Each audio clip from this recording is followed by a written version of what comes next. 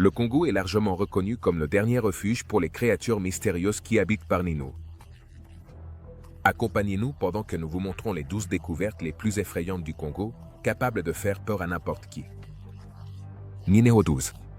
Le serpent géant.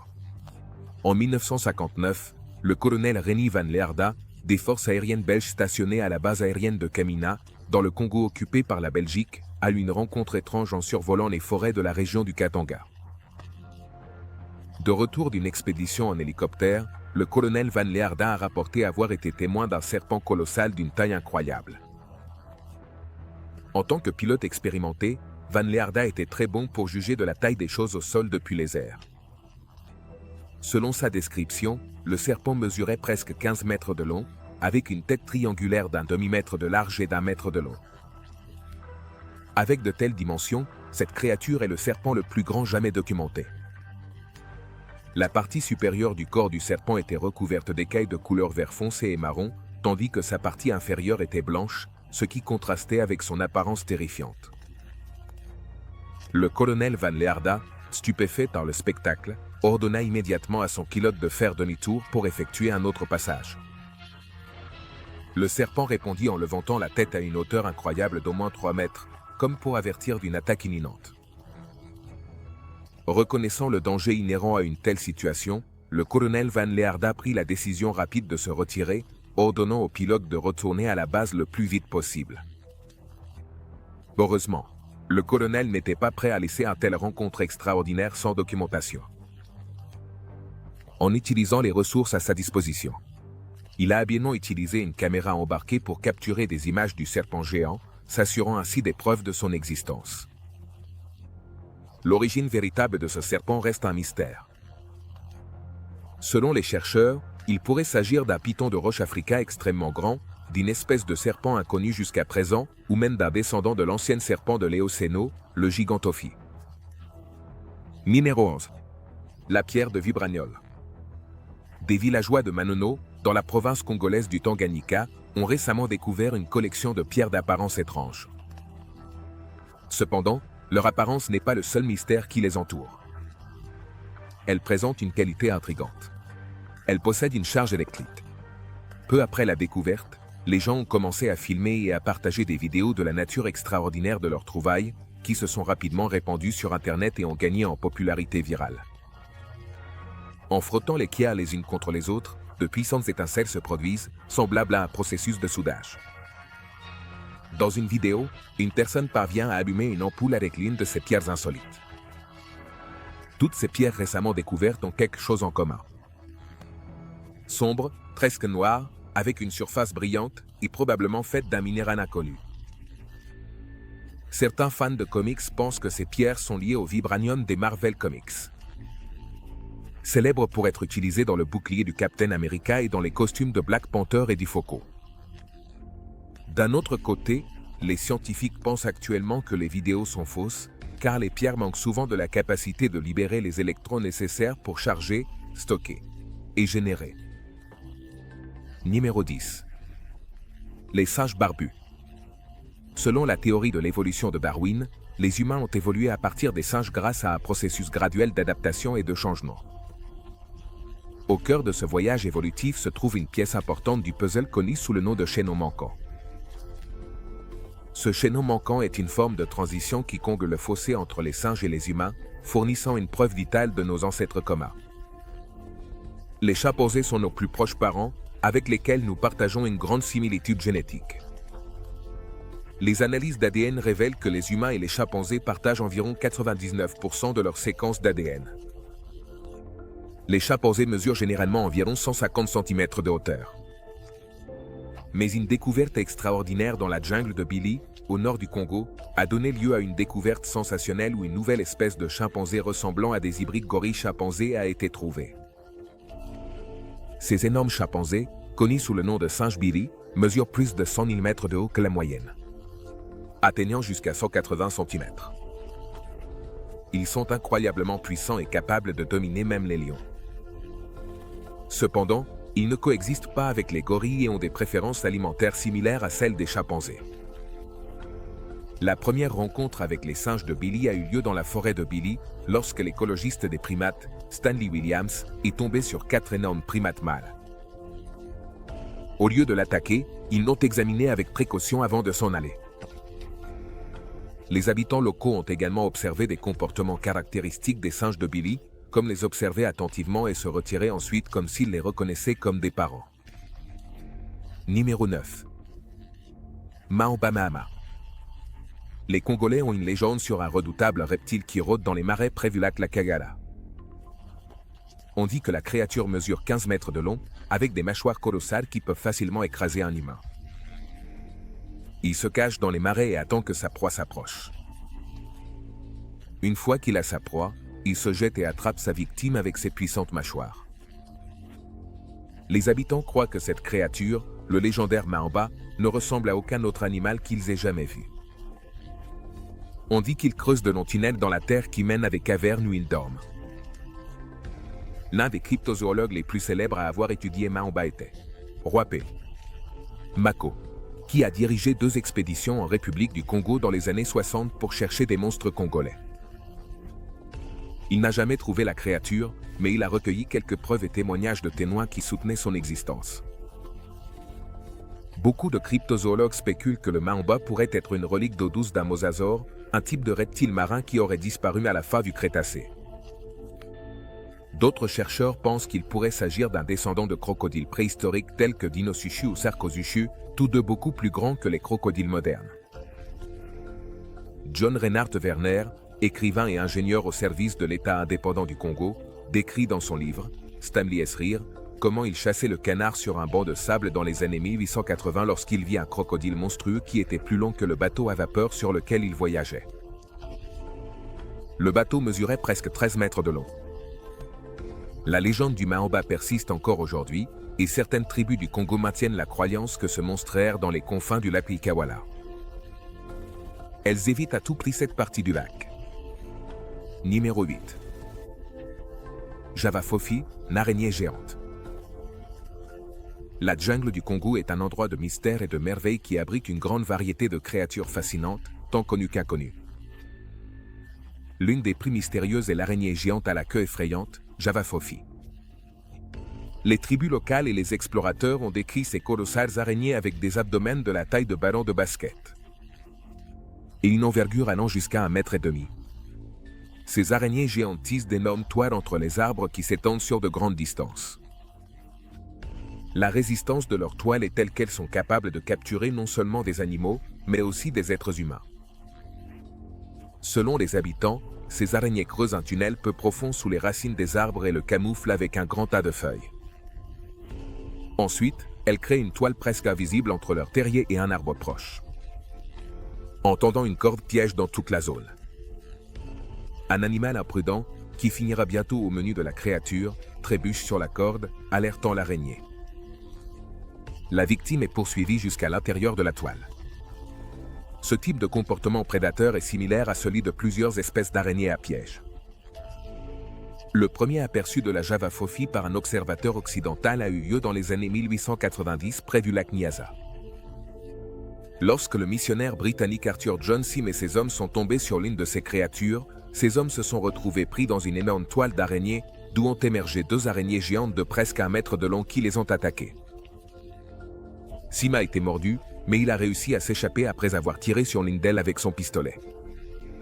Plus tard, il a développé des symptômes comme une pâleur mortelle, des frissons intenses et un gonflement autour de la zone où il a été mordu, et il a commencé à délirer avant de tomber dans l'inconscience. Finalement, il a succombé à ses effets et est mort.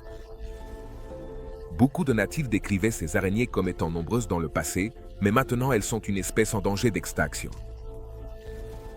L'invasion de la civilisation sous la forme de forêts tropicales transformées en terres agricoles a pu chasser les araignées de leurs habitats naturels. Numéro 7. Gorille des montagnes. Les créatures du Congo ont longtemps captivé le monde, ainsi que l'imagination des voyageurs et des explorateurs. Au milieu du 19e siècle, des histoires sur les plus grands gorilles de la Terre, qui habitaient les régions montagneuses du Congo, se sont répandues parmi les voyageurs. Au début du XXe siècle, un capitaine allemand a été la première personne à rencontrer ces extraordinaires gorilles des montagnes. Avec une hauteur allant jusqu'à 2 mètres et un poids de plus de 200 kg, ces rares gorilles sont rapidement devenus des sujets d'études scientifiques. Cependant, leur habitat se limitait aux pentes traîtresses de 6 volcans de la chaîne de montagnes Baranga. Étudier et protéger ces rares gorilles est devenu extrêmement difficile en raison de la guerre civile. En 1967, malgré les difficultés, la primatologue américaine Diane Foss a courageusement décidé de poursuivre ses recherches sur ces primates. Elle a lancé de nombreux efforts de conservation pour les protéger des braconniers. Tragiquement, Diane Foss est devenue victime des braconniers en 1985. Cependant, grâce à son dévouement indéfectible, l'espèce en danger d'extinction des gorilles des montagnes a été préservée. Aujourd'hui, on ne peut les trouver que dans le parc national de l'Ouganda et dans le parc national des Virunga. Avec une population estimée à environ 1000 individus, ces parcs offrent l'espace où l'on peut se lancer dans l'extraordinaire aventure d'observer ces gorilles des montagnes en danger d'extinction. Cependant, même avec ces mesures, son existence est constamment menacée par le braconnage. Les braconniers tuent les gorilles pour leur viande, considérée comme un délice dans certaines parties de l'Afrique. Des efforts sont nécessaires pour la survie de cette espèce. Numéro 6. Objet historique. Le Congo possède une civilisation passée avec un profond héritage artistique. Les Congolais étaient des maîtres de l'art et ont créé de magnifiques sculptures, masques et textiles. Le Congo regorgeait d'œuvres d'art anciennes qui non seulement captivent par leurs détails complexes et leurs formes stylisées, mais servent aussi de porte d'entrée à son riche patrimoine culturel. Les sculptures congolaises les plus célèbres sont les statues Congo et Kizi, les masques Yaka et les statues Cuba Andop. Ces œuvres d'art présentent une mystérieuse variété de motifs et de symboles. Chacune d'entre elles représentant une histoire et une connexion spirituelle différente. On croyait que certaines statues étaient des portes entre les anges et les humains.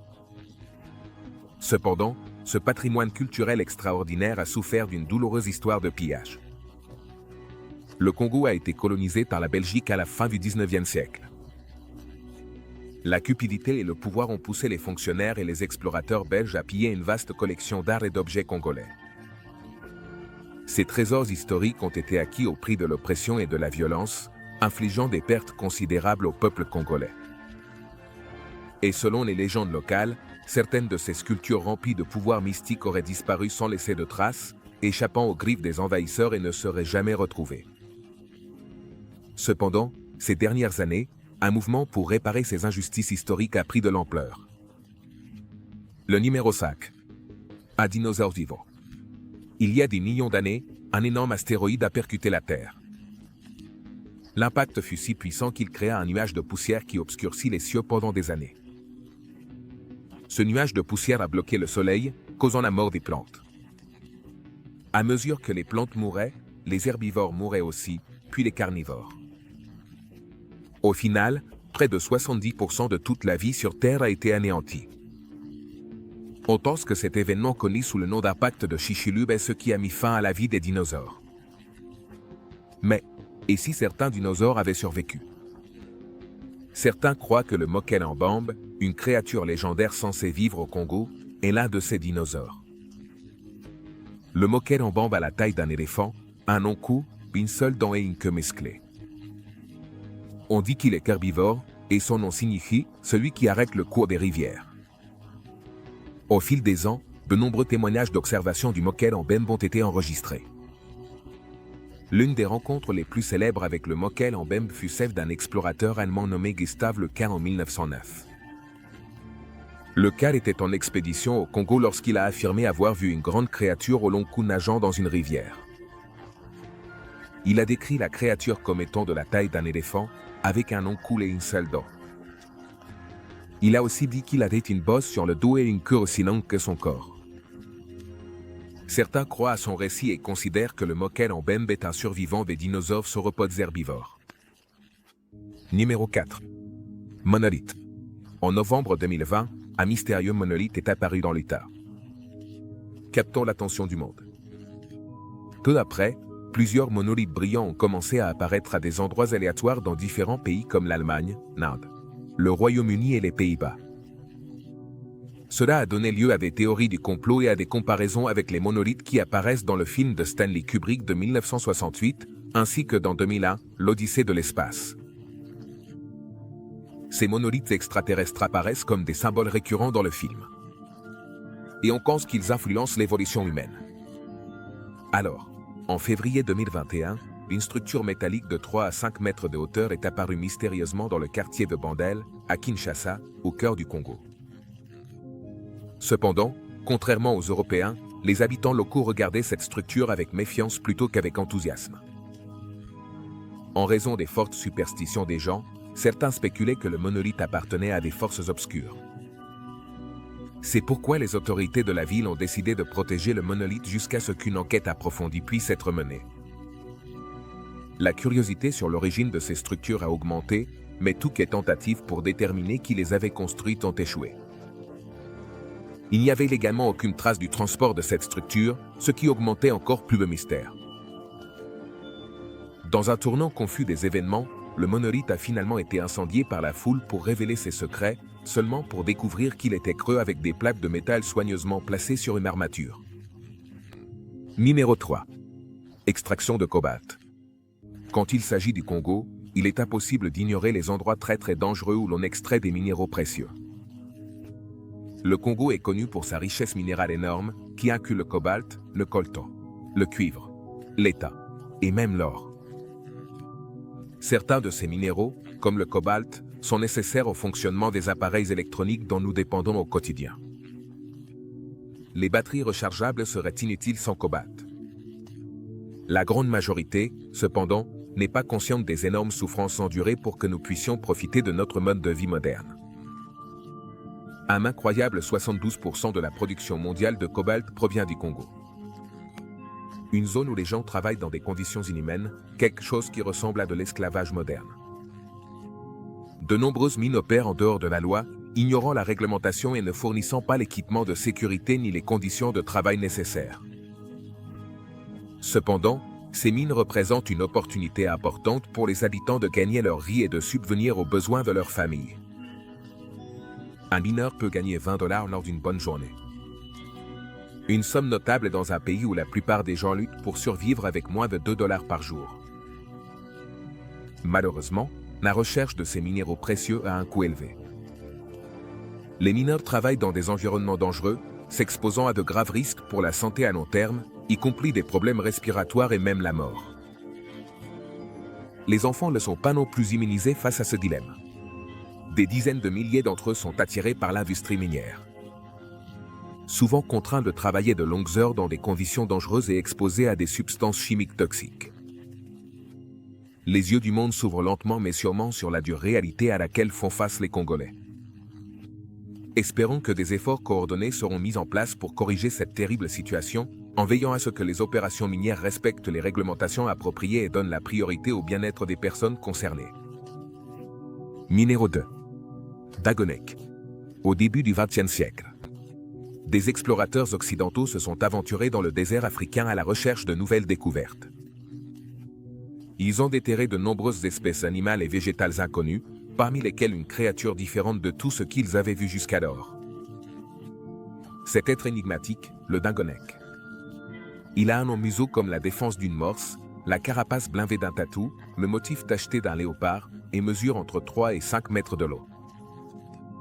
La première rencontre documentée avec cette créature extraordinaire a eu lieu en 1907 par un voyageur britannique, le chasseur de gros gibier John Alfred Jordan et les membres de son groupe de chasse. On avait parlé à Jordan de la mystérieuse créature connue sous le nom de coup de Dagonek. Mais il a rejeté l'histoire par scepticisme. Cependant, le destin avait d'autres plans. Lors d'une expédition de chasse, Jordan a été appelé au bord de la rivière par un groupe de chasseurs locaux qui affirmaient que la créature l'attendait là. La peur de Jordan a atteint des proportions inimaginables en contemplant la bête, ce qui l'a poussé à lui tirer dans le cou avec un fusil capable d'abattre des éléphants. La créature est sortie de l'eau et a disparu dans la jungle. Et Jordan s'est enfui en courant vers la forêt. Jordan dit que bien qu'il ait cherché la bête sur les rives et dans les masses d'eau pendant plusieurs kilomètres pendant 2 jours après la rencontre, il n'a jamais retrouvé la bête ni ses traces.